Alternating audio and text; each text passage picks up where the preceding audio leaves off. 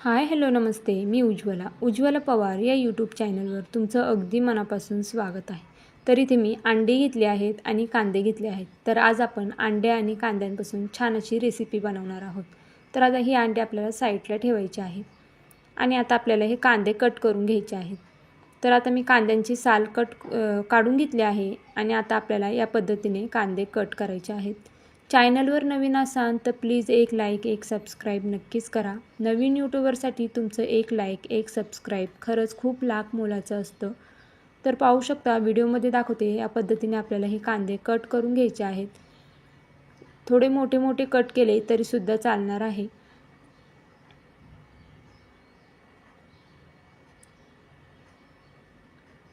आता इथे मी सर्व कांदे कट करून घेते आणि मग तुम्हाला दाखवते. तर पाहू शकता इथे मी सर्व कांदे कट करून घेतले आहेत. आता आपल्याला गॅसवरती कढई ठेवायची आहे. आता यामध्ये आपल्याला एक पळी तेल घालायचं आहे. तेल गरम झालं की यामध्ये आपल्याला हा कट केलेला कांदा घालून घ्यायचा आहे. आता हा कांदा आपल्याला 2 मिनिटं परतून घ्यायचा आहे.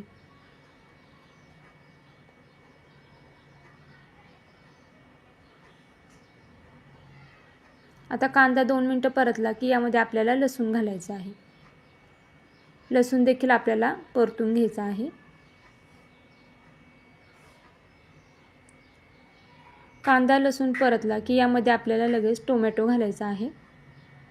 तर इथे मी एक मीडियम आकाराचा टोमॅटो कट करून घेतला आहे, तो यामध्ये घालणार आहे आणि टोमॅटो देखील आपल्याला मऊसूत होतपर्यंत परतून घ्यायचा आहे. आता कांदा टोमॅटो लसूण आपला परतून झाला आहे. आता यामध्ये आपल्याला खोबरं घालायचं आहे. खोबरं आपण सर्वात शेवटला घालणार आहे, कारण की खोबरं भाजायला खूप वेळ लागत नाही. त्यामुळे आपल्याला खोबरं सगळ्यात शेवटला घालायचं आहे, नाहीतर मग खोबरं जळू शकतं आधी घातलं तर. आता मी इथे कांदा खोबरं लसूण टोमॅटो सर्व परतून घेतलं आहे. आता आपल्याला गॅस बंद करायचा आहे आणि हा मसाला एका प्लेटमध्ये काढून घ्यायचा आहे. तर इथे मी मसाला एका प्लेटमध्ये काढून घेतला आहे आणि कोथिंबीरसुद्धा घेतली आहे. मसाला थंड झाला की हा आपल्याला वाटून घ्यायचा आहे. आता मी मसाला थंड झाल्यावर तो वाटून घेतला आहे. आता त्याच कढईमध्ये आपल्याला मसाला भाजला आहे, त्याच कढईमध्ये आपल्याला पुन्हा एक पळी तेल घालायचं आहे आणि एक तेजपत्त्याचं पान घालायचं आहे. आता यामध्ये आपल्याला काही सुके मसाले घालायचे आहेत. तर इथे मी लाल तिखट, बेडगी मिरची पावडर, धना पावडर, मटण मसाला आणि हळद हे मसाले घेतले आहेत. मसाले तुम्ही तुमच्या आवडीनुसार कमी जास्त करू शकता. आता या तेलामध्ये आपल्याला हे मसाले 1-2 सेकंद परतून घ्यायचे. खूप जास्त परतायचे नाही आहेत, नाहीतर मग मसाला आपला करपू शकतो. आता इथे मी 2 सेकंद हा मसाला परतून घेतला आहे. आता यामध्ये आपल्याला जो आपण वाटण घेतला होता तो मसाला घालून घ्यायचा आहे.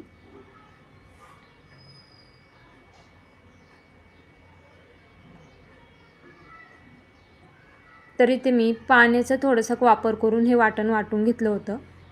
आता हा मसाला देखील आपल्याला या मसाल्यांसोबत एक 5 मिनिटं छान परतून घ्यायचा आहे. मसाला तेलामध्ये चांगला परतला की आपल्या भाजीला तरी देखील खूप छान येते आणि भाजीची चवसुद्धा आणखीन वाढते.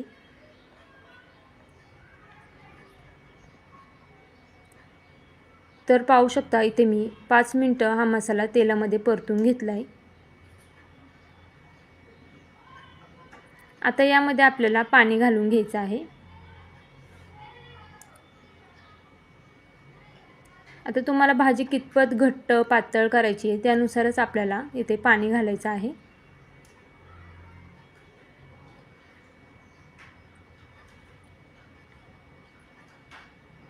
तर पाहू शकता इथे मी पाणी घालून घेतलं आहे आणि खूप जास्त मी पातळ करणार नाही आहे भाजी, थोडी अशी घट्टसरच ठेवणार आहे आणि आणखीन भाजी नंतर उकळल्यानंतर ते आणखीन घट्ट होणार आहे. आता यामध्ये आपल्याला चवीनुसार मीठ घालून घ्यायचं आहे. आता इथे भाजीला उकळी आली की यामध्ये आपल्याला अंडी घालायची आहेत. तर पाहू शकता इथे भाजीला तरी देखील खूप छान आली आहे. आता आपल्याला अंडी इथे मी उकडून घेतली नाही आहे, ते अंडे आपल्याला फोडून यामध्ये घालायचे आहेत. तर अंडा आपल्याला डायरेक्ट कालवणात फोडून घालायचं नाही आहे. एक एक वाटीमध्ये फोडून घ्यायचं आहे आणि मग नंतरच कालवणात टाकायचं आहे. ते यासाठी कारण की आता उन्हाळा चालू आहे, त्याच्यामुळे बरेच वेळेस अंडी खराब निघतात. त्यामुळे डायरेक्ट अंडा तुम्ही कालवणात फोडून घालू नका. वाटीमध्ये फोडून घ्यायचं आहे आणि मग ते कालवणामध्ये घालायचं आहे. तर पाहू शकता इथे मी 5 अंड्यांचा वापर केला आहे. आता आपल्याला हे लगेचच हलवायचं नाही आहे, नाही तर मग त्या अंड्यांचे शितुडे होतात, म्हणजे बारीक बारीक तुकडे होतात. एक 5 मिनटं 2 मिनटं आपल्याला हे ठेवायचं आहे आणि मग नंतरच हे हलवायचं आहे, मिक्स करून घ्यायचं आहे. तर पाहू शकता एक 5 मिनटं झाली आहेत. आता आपण चेक करूया आपल्या अंड्यात शिजलं आहे का. तर इथे मी चेक करते गिल आतून शिजला आहे का. तर पाहू शकता इथे थोडंसं गिल कच्चं वाटतंय, त्याच्यामुळे इथे मी आणखीन 5 मिनटं मी हे उकळून घेणार आहे, त्याच्यामुळे आपले अंडी शिजून निघतील. तर इथे आणखीन मी 5 मिनटं हे उकळून घेतलं आहे भाजी. तर पाहू शकता खूप छान अशी ह्याला तरी आली आहे आणि खूप जास्त पातळ नाही, असं घट्टसर ही भाजी झाली आहे. आता आपण चेक करूया शिजला आहे का. तर पाहू शकता इथे गिल देखील छान असं शिजलं आहे. आता आपल्याला गॅस बंद करायचा आहे आणि यावरती कोथिंबीर घालून घ्यायची भरपूर. तर कोथिंबीर घातल्यानंतर पुन्हा हे मिक्स करून घेऊया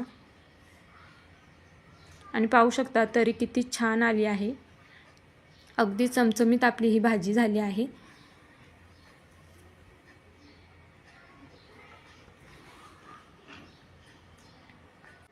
तर कशी वाटली तुम्हाला माझी आजची ही रेसिपी हे मला कमेंट करून नक्कीच सांगा. चॅनलवर नवीन असाल तर प्लीज एक लाईक एक सबस्क्राईब नक्कीच करा.